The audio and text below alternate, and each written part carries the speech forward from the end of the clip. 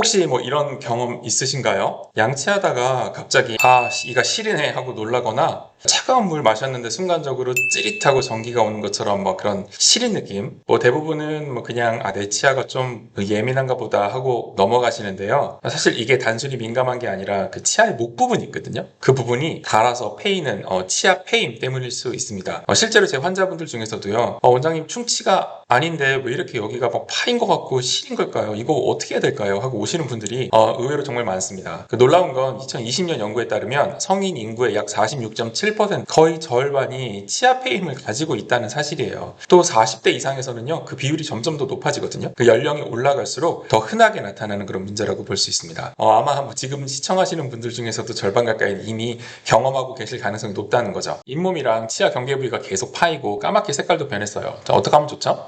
잇몸과 치아의 경계선 부위에 치아 만모가 심해서 열심히 닦아보기도 합니다. 하지만 파인 부분은 더 파이고 심지어 충치까지 생깁니다. 점점 더 까매지고 보기 싫은 그런 파임이 있다면 어떻게 해야 할까요?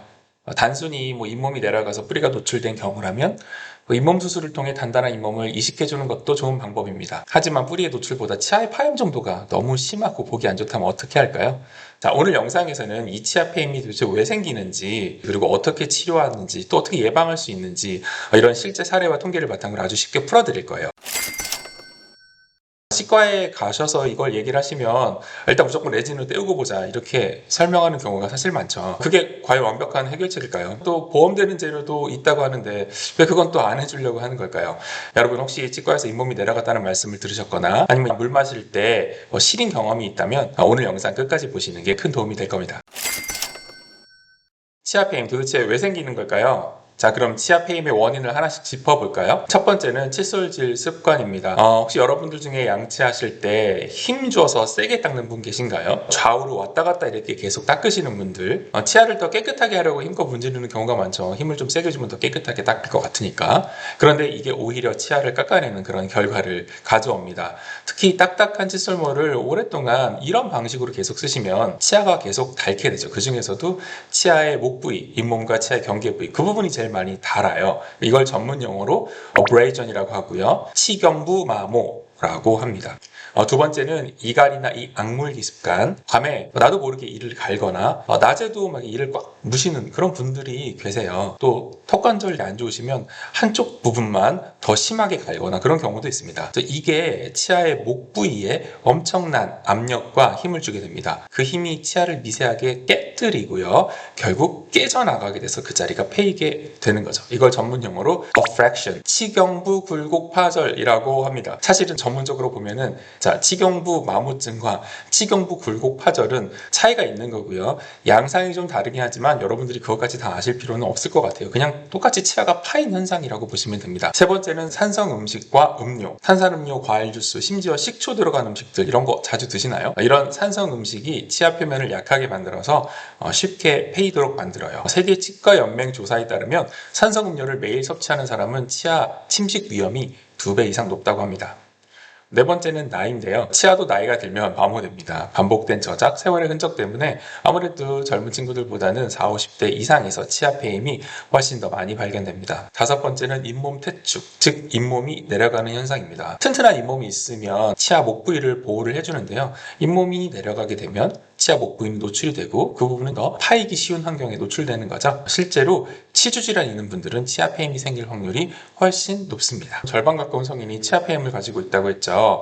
또 다른 연구에서는 40세 이상 성인의 60% 이상이 치아 페임을 갖고 있다고도 했습니다. 연구 결과에 따라 좀 다르겠지만 상당히 많은 사람들이 치아 페임을 실제로 겪고 있다는 거예요. 나는 그런 거 없는 것 같은데 라고 생각하시는 분들도 양치하다 거울 보면서 치아 목 부분이 살짝 파여서 칫솔질을 할 때 약간 시큰거리거나 아니면 손가락을 댔을 때 파인 부분이 느껴지는 걸 확인하실 수 있습니다. 그게 바로 치아 페임이거든요. 증상은 어떻게 나타날까요? 가장 흔한 건 역시 이가 시리다는 거예요. 찬물, 찬바람, 심지어 양치만 해도 찌릿한 느낌을 가질 수 있습니다. 심해지면 뜨겁거나 한 음식에도 시리고요. 치아가 쉽게 깨지거나 금이 갈 수도 있어요. 그러니 단순히 난 좀 치아가 민감하네 라고 넘기기만 하시면 안 되는 거죠. 그러면 치료는 어떻게 하나요? 치료 방법을 말씀드릴게요. 단계별로 설명을 드릴게요. 1단계, 페임이 가볍고 증상이 심하지 않은 경우, 이럴 때는 치아를 깎거나 덧붙이지 않고요. 불소나 제광화 치료를 하는 것이 가장 올바른 방법입니다. 사실 한국에서는 이런 제광화 치료나 불소 치료를 잘 하지 않는데요.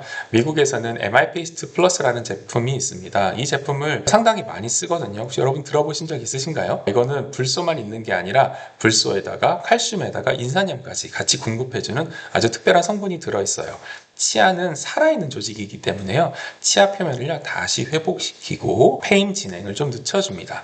페임 부분이 너무 심각하지 않은데 약간 시린 증상이 있거나 초기 증상이라고 생각하면 떼우는 것보다는 불소를 이용해서 치아로 하여금 스스로 시린 증상을 억제하게 하는 것이 좋아요.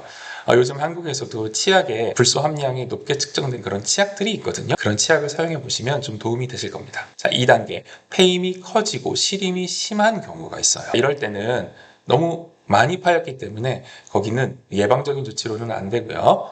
뭔가를 덮어주는, 이럴 때는 치아를 레진이라는 재료로 때우거나 혹은 한국에서 건강보험 적용이 되는 GI라는 재료로 메워줍니다. 간단한 치료지만 시름을 줄여주고 진행을 막는 데 효과적이에요. 두 재료 간의 차이는 마지막에 다시 한 번 더 정리해 드릴게요. 3단계.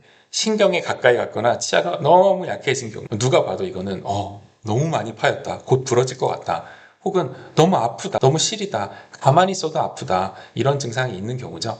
이럴 때는 가만히 두면 안 되겠죠. 단순히 떼운다고도 해결이 안 됩니다. 이럴 때는 크라운 같은 보철 치료가 필요할 수도 있어요.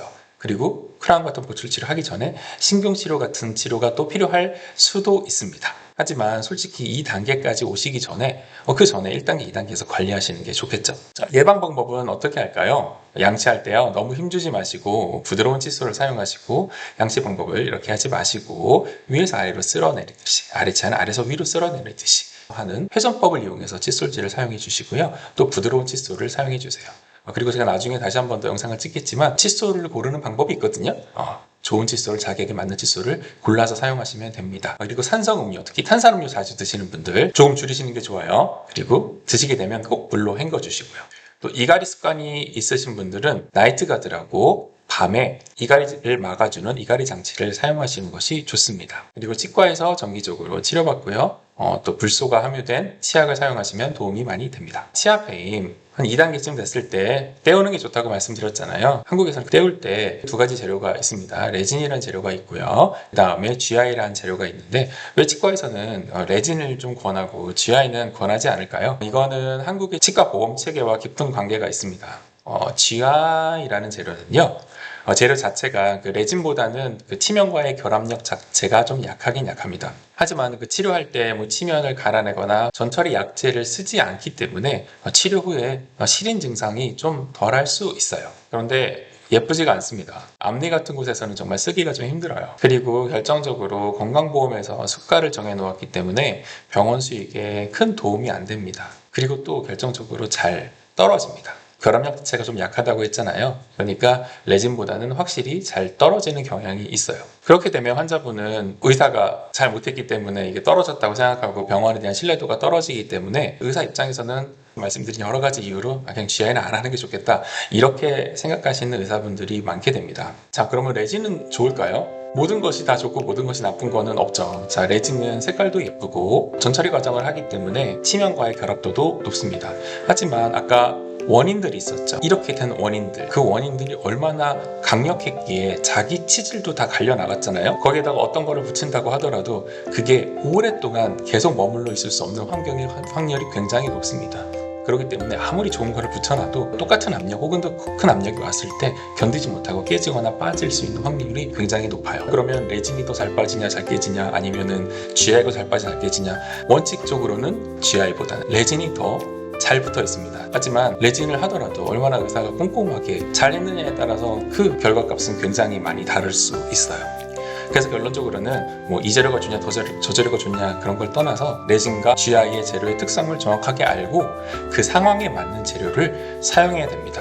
좋은 의사 선생님들은 분명히 그렇게 하고 계실 거예요. 물론 이 부위는 떼워도 잘 떨어지는 부위고 정말 노력이 많이 들어가는 부위거든요. 하지만 치과 의사가 열의와 정성을 다해서 떼운다면 결과도 좋고 오래 간답니다. 여러분, 치아 페임은 생각보다 흔하고 그냥 두면 충치 못지않게 큰 불편을 가져올 수 있습니다. 하지만 조기에 발견하고 불소 치료나 충전 치료로 관리하면 충분히 진행을 막을 수 있어요. 무엇보다 생활습관 관리가 가장 중요하다는 점 꼭 기억해 주시고요. 앞으로도 계속 여러분에게 도움되고 공감되는 치과 이야기 들려드릴 테니까 기대해 주시고 제 채널을 쉽게 찾아오시려면 구독을 해주시면 좀 편하실 겁니다. 자, 오늘도 기분 좋은 하루 되십시오. 지금까지 닥터왕이었습니다.